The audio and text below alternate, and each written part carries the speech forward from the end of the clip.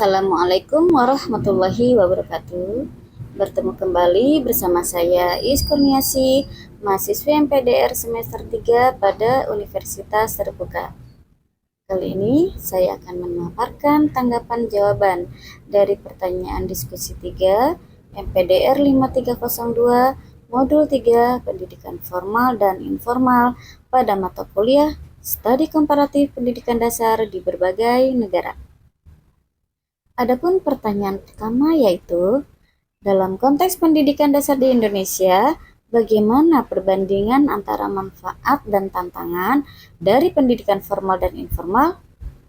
Sebagai guru pendidikan dasar, bagaimana Anda dapat mengintegrasikan elemen-elemen pendidikan informal ke dalam kurikulum formal untuk meningkatkan keterampilan sosial, kreativitas, dan penerapan pengetahuan dalam kehidupan sehari-hari siswa? Sebagaimana kita ketahui, pendidikan formal merupakan pendidikan terprogram dan terencana yang telah diatur berdasarkan Undang-Undang Sistem Pendidikan Nasional. Sedangkan jalur pendidikan informal disebut juga pendidikan keluarga dan masyarakat sebagai tempat berlangsungnya penanaman budi pekerti dan dalam pembentukan watak. Adapun perbandingan manfaat dan tantangan pendidikan formal dan informal dalam konteks pendidikan dasar di Indonesia, yaitu untuk aspek manfaat pendidikan formal terstruktur dan sistematis sesuai kurikulum nasional, memiliki jenjang pendidikan yang jelas, memastikan standar kompetensi yang diakui secara nasional, membantu membangun keterampilan akademik dasar, dan sementara untuk aspek manfaatnya pada pendidikan informal yaitu fleksibel, tidak terbatas pada ruang kelas, mendorong eksplorasi minat dan bakat individu, mengembangkan keterampilan sosial dan kreativitas, memberikan pengalaman belajar berbasis kehidupan nyata. Sementara tantangan dari aspek pendidikan formal yaitu cenderung berfokus pada aspek akademik, kurang fleksibel, bisa kurang relevan dengan kebutuhan keterampilan abad ke-21, terkadang kurang memberi ruang untuk kreativitas dan eksplorasi personal.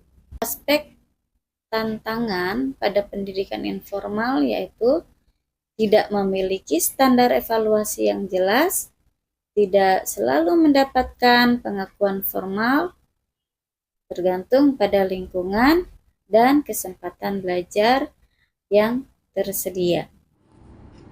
Adapun dalam mengintegrasikan elemen-elemen pendidikan informal ke dalam kurikulum formal untuk meningkatkan keterampilan sosial, kreativitas, dan penerapan pengetahuan dalam kehidupan sehari-hari siswa, maka saya akan menggunakan beberapa strategi.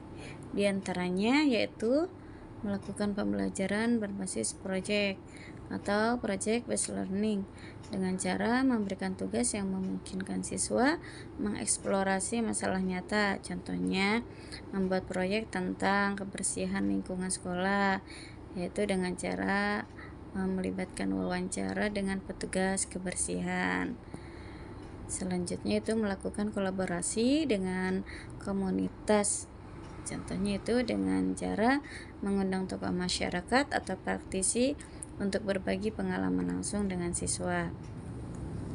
Selanjutnya itu melakukan pemanfaatan teknologi, dan kebetulan karena kita telah memiliki papan tulis interaktif, maka kesempatan inilah dijadikan sebagai pembelajaran berbasis teknologi yang sesuai dengan materi dan kebutuhan dalam selanjutnya itu melakukan kegiatan eksplorasi di luar kelas dengan cara melakukan kunjungan ke Festival Cisadane, Festival Al-Ajom, Festival Pendidikan Kota Tangerang yang biasa dilaksanakan pada hari ulang tahun Kota Tangerang untuk memberikan pengalaman belajar yang lebih nyata, ataupun pada kegiatan-kegiatan yang lainnya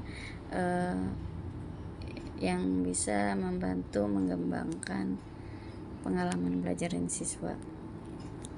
Selanjutnya itu melakukan pendekatan belajar melalui bermain dengan cara memberikan metode yang bervariatif, itu permainan edukatif untuk meningkatkan keterampilan sosial dan kreativitas siswa.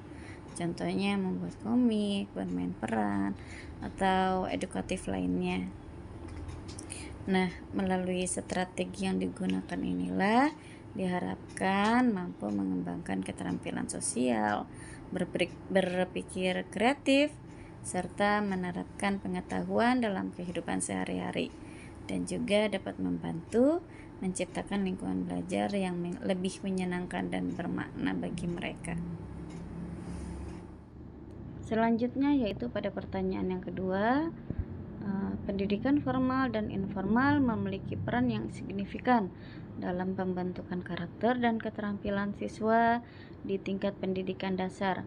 Namun, di Indonesia masih banyak anak-anak yang mengalami kesenjangan dalam akses terhadap pendidikan formal.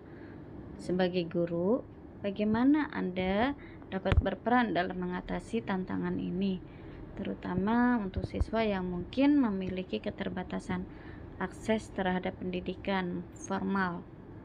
Bagaimana pendekatan Anda untuk memastikan bahwa pendidikan informal juga dapat memberikan kontribusi positif bagi perkembangan mereka? Adapun peran saya sebagai guru pendidikan dasar, saya akan melakukan beberapa strategi yang dapat membantu siswa yang mengalami keterbatasan akses terhadap pendidikan formal, yaitu dengan cara membantu membangun karakter dan menciptakan nilai-nilai moral di kalangan siswa dan komunitas.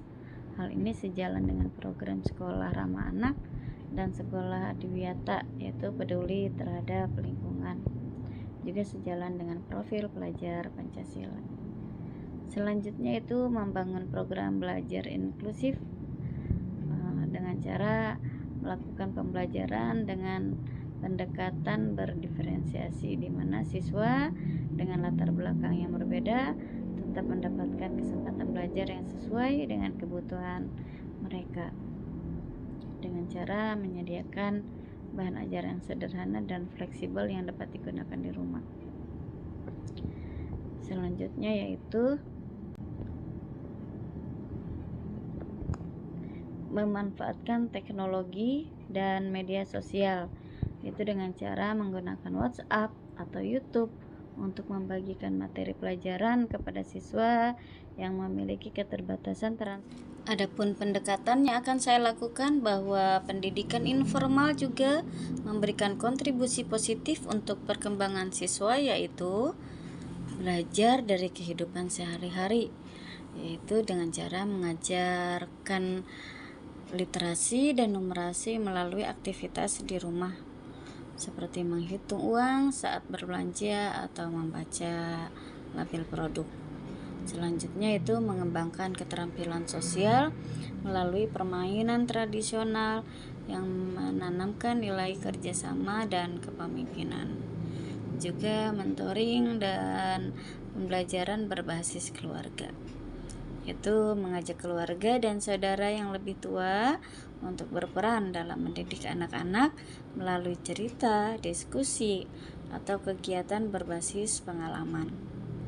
Atau juga memanfaatkan budaya lisan seperti dongeng atau pantun untuk menanamkan nilai-nilai moral kebangsaan.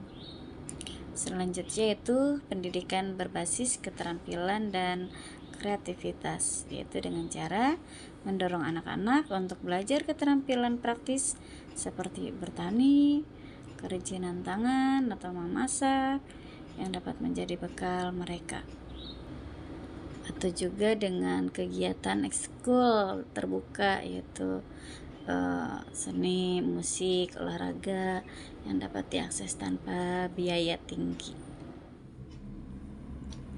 Demikianlah paparan dari jawaban pertanyaan pada sesi 3 diskusi ini. Maka dapat kita simpulkan bahwa Pendidikan formal dan informal memiliki peran penting dalam membentuk karakter dan keterampilan siswa di tingkat pendidikan dasar.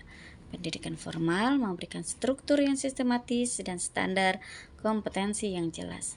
Sedangkan pendidikan informal menawarkan fleksibilitas, pengalaman kontekstual, serta mendorong kreativitas dan keterampilan sosial. Namun, tantangan tetap ada, terutama dalam kesenjangan akses terhadap pendidikan formal di Indonesia.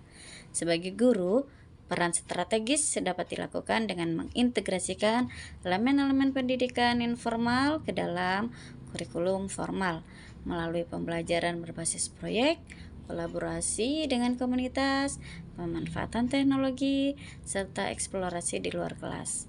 Selain itu, upaya inklusif seperti kelas berbasis komunitas, pemanfaatan media sosial, serta pendidikan berbasis keterampilan dapat membantu anak-anak yang memiliki keterbatasan akses terhadap sekolah. Dengan menggabungkan pendekatan formal dan informal, pendekatan pendidikan menjadi lebih inklusif, relevan, dan bermakna bagi seluruh siswa, memungkinkan mereka mengembangkan keterampilan akademik dan kehidupan yang seimbang serta siap menghadapi tantangan masa depan. Demikian paparan dari saya. Kurang dan lebihnya saya mohon maaf.